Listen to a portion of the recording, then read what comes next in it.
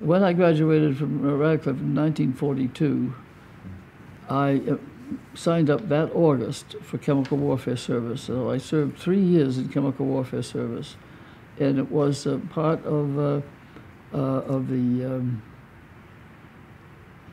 down at Edgewood Arsenal.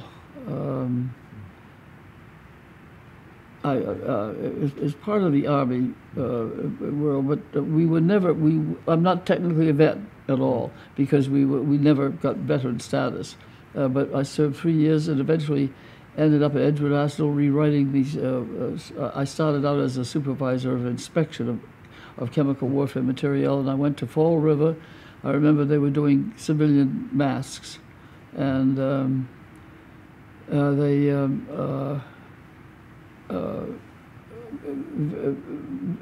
anyway, very soon I was in administration of it, and went down and did rewrite these things. We had a brilliant mathematician from University of California who talked about 100%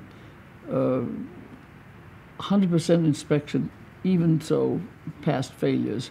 And so with mathematical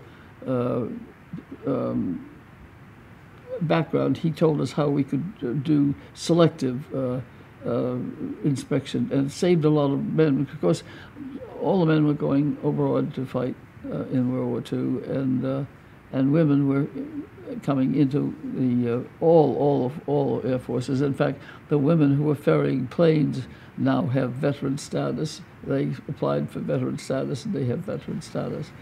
The one thing was that I had independent status. So as soon as I was in New York, and of course we knew nothing about the atomic bomb. We knew nothing about the Manhattan Project. Even in chemical warfare service, we did not know anything about it. And when that bomb was dropped, everybody knew the war was over. And so I applied for leave, and so I left within 2 weeks, and I was back in Cambridge, and signed up for a management training program that was being run by Harvard Business School. Harvard Business School was not allowing women into to matriculate at the business school at all until much later.